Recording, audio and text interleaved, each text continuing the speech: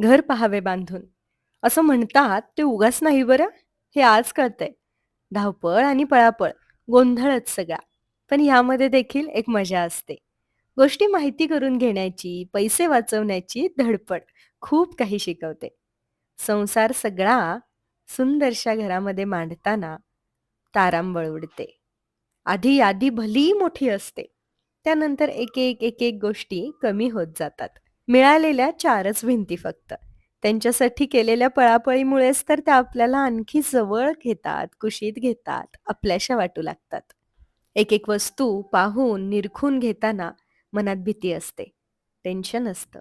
इतके पैसे द्यायचे? बापरे! किती धाकधूक वाटत असते. वस्तू टिकेल ना?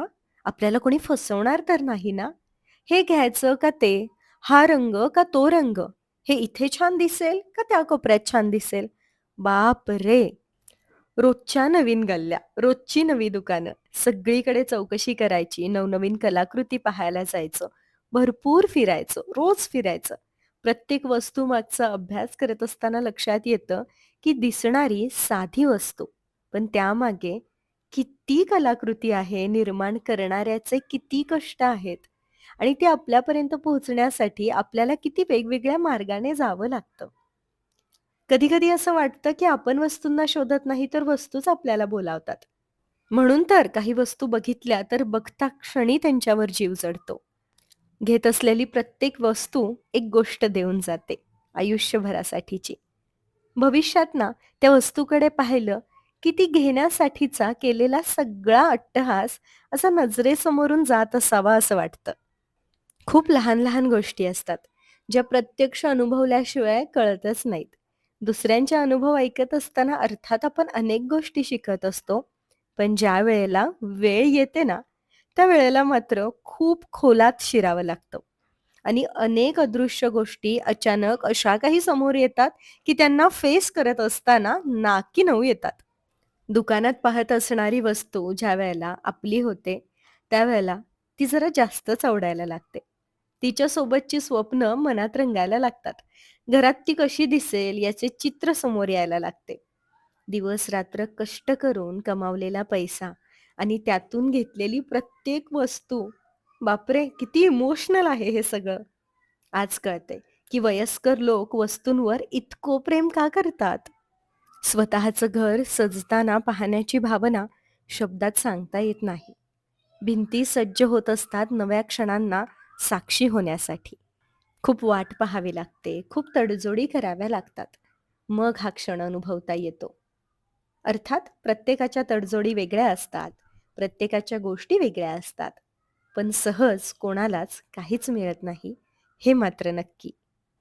कोणतं काम कोणाला द्यायला पाहिजे, घरामध्ये कुठे काय ठेवायला पाहिजे, मटेरियल कोणतं वापरायचं, कामाची पद्धत काय असायला पाहिजे, वस्तूंची मापं काय असायला हवीत. अगदी इंचा-इंचाच्या फरकाने होणारा गोंधळ वाचवता येतो, जेव्हा आपण प्रोफेशनल लोकांचं मार्गदर्शन घेतो. आपण सगळं करू शकू का? आपल्याकडून होईल का? सगळं छानच होईल ना? काही गडबड तर होणार नाही ना? कुठला निर्णय चुकणार तर नाही ना? पैसे कुठे वाया तर नाही ना जाणार? ही भीती सोबत घेऊन तयारीचे दिवस कसे जातात कळतच नाही. रस्ते अगदी तोंड-पाठ होऊ लागतात.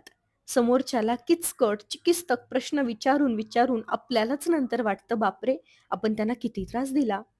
पण वस्तूंबद्दल अनेक प्रश्न मनामध्ये निर्माण होणार आणि ते समोरच्याला विचारण्यामध्ये लाजण्यासारखं काहीच नाहीये. समोरच्याला लाजत-लाजत का होईना, पण स्पष्ट सांगायचं, "आम्ही 4 दुकानं फिरून येणार आहे. त्यानुसारच आम्हाला कोटेशन द्यायचं बरं का." वस्तू ऑनलाईन स्वस्त पडतात का दुकानांमध्ये? या दुकानामधला माल चांगला आहे का त्या दुकानामधला? प्रत्येकाचा व्यवसाय हा छानच चालायला पाहिजे, पण आपण सर्वसामान्य लोक. कोणाच्याही मदतीशिवाय इतकं मोठं पाऊल उचलत असताना हे सगळं बघावं लागतं. आणि हो, हे बघावं लागतंय त्याचं दुःख नाहीये. हा त्रास होतोय त्याचंही दुःख नाहीये. आनंद हा आहे की यामुळे व्यक्तिमत्व घडतंय. स्वतःच्या कष्टांची किंमत कळते. आपला फायदा व्हावा म्हणून समोरच्याचं नुकसान करण्यासारखं आपण कधीच वागत नाही. पण अगदीच कोणी आपल्याला फसवून जाऊ नये असंही व्यक्तिमत्व नको ना? आणि का नको ते आता कळतंय. बरं बजेट कितीही असोत, थोडीशी शोधाशोध केली ना, आपल्या स्वभावाची रिफ्लेक्शन घरामध्ये नक्की दिसेल. कारण आपण निवडलेली प्रत्येक वस्तू आपल्या व्यक्तिमत्वाचा प्रत्येक अंग दर्शवत असते. घरातले रंग आपल्या जीवनामध्ये नवे रंग घेऊन येतील, ही आशा प्रत्येकाच्या मनामध्ये असते. घर घरासारखं असावं, जे आपल्याला कुशीत घेईल, मायेची ऊब देईल. अगदी घरात आल्यासारखं वाटलं पाहिजे आणि म्हणून थोडीशी ट्रॅडिशनल थीम करतोय.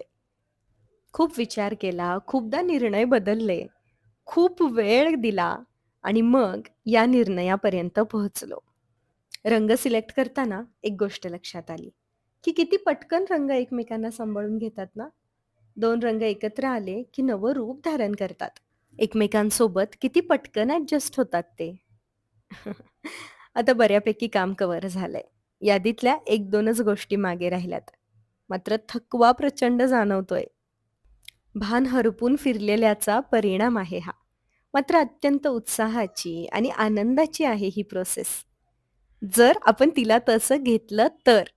एक-एक टप्पा पूर्ण होतोय. मात्र अजूनही 3 टप्पे बाकी आहेत. पूजा, शिफ्टिंग आणि मग घर लावण्याची प्रोसेस. आत्तापर्यंत झालेला प्रत्येक खर्च, प्रत्येक वस्तूचं माप, सगळं एका वहीमध्ये लिहून ठेवलंय. प्रत्येक बिल ठेवण्यासाठी एक फाईल आणि प्रत्येक रुपयाचा चोख हिशोब लिखित असायलाच हवा. हा धडा पप्पांकडून घेतलाय. मनात इच्छा असेल, अभ्यासू व्यक्तिमत्व असेल, सगळं छान मॅनेज करण्याची तयारी असेल, तर घराच्या रूपामध्ये एक सुंदर, छान कलाकृती उभी करता येते. व्हिडिओ शेवटपर्यंत पाहिलात त्याबद्दल खूप धन्यवाद.